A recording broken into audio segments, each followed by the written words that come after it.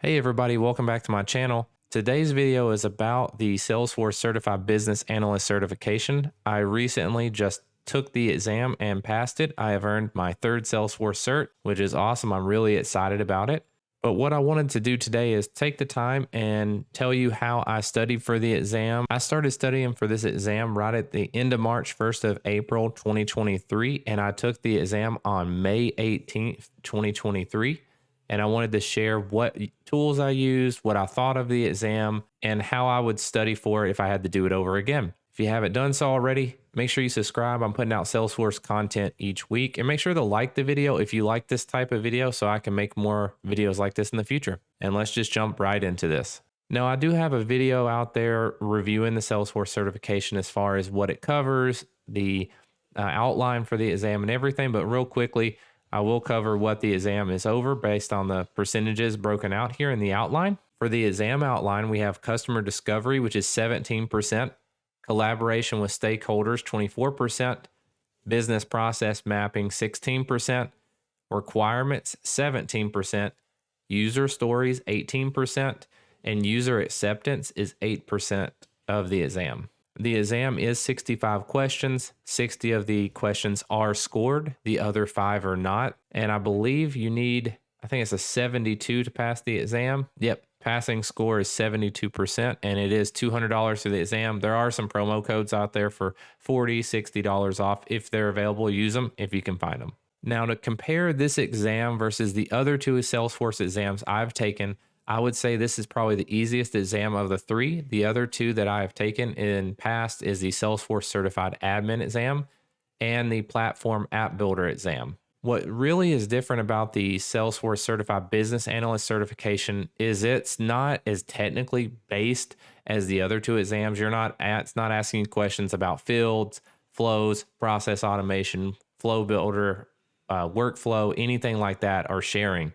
It is solely based on user stories, how to do project management, Kanban, Scrum. What are the different processes for getting user engagement when doing project management?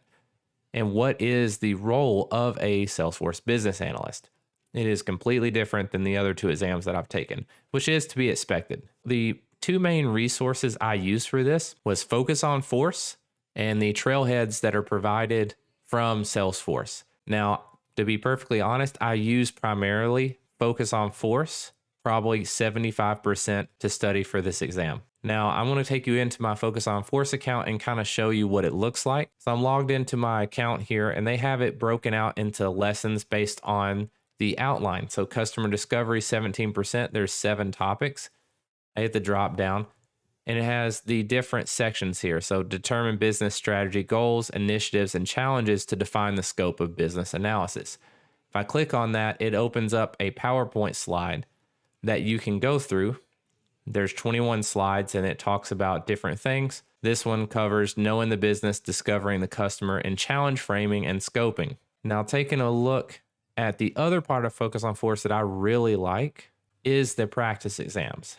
This is what I love Focus on Force for versus using Trailhead. Each section of the outline has its own practice exam. Now, for Admin and Platform App Builder, certain sections may have multiple exams, but for this one, each section only has 1 exam. So there's 6 practice exams over each topic, and you can see what I scored, being transparent with you here. So for customer discovery, my average was 78%, and my last one was 80% when I took it. Now, these are not 60 questions. Sometimes they are longer, like 40 questions. Other times they're 15, 20. These are around 15, 20 questions. They're multiple choice.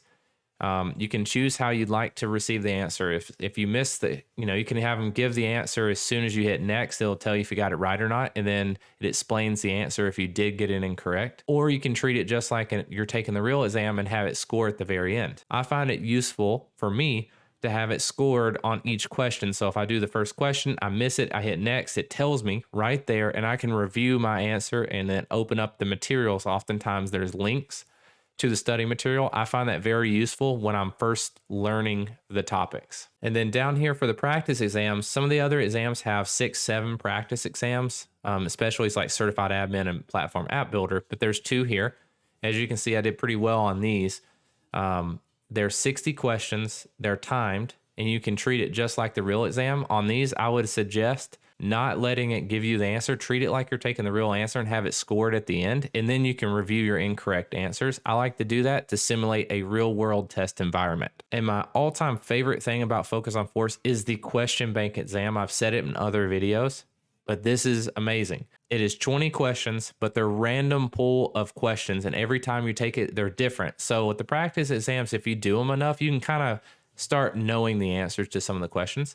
The question bank mixes it up. I love this for challenging myself. This exam, compared to Focus on Force, was more challenging than the practice exams on Focus on Force, in my opinion. For the previous 2 exams I've taken for the admin and the platform app builder, I found the exams to be at the same level, but I think these exams are a little easier, and they cover a broader range of topics than the actual business analyst exam, in my opinion. But I feel like the actual exam from Salesforce is very heavy on user stories and scenario based. There's not questions where it's super technical, like what does this acronym mean? I didn't see any questions like that. It was more very user story specific. So I wanted to give that disclaimer, is that these exams are great, but I don't think they're as challenging as the real one. What I will say is if you can score 90% and above on these practice exams, I think you're probably ready to take the real world exam. Obviously use your best judgment here.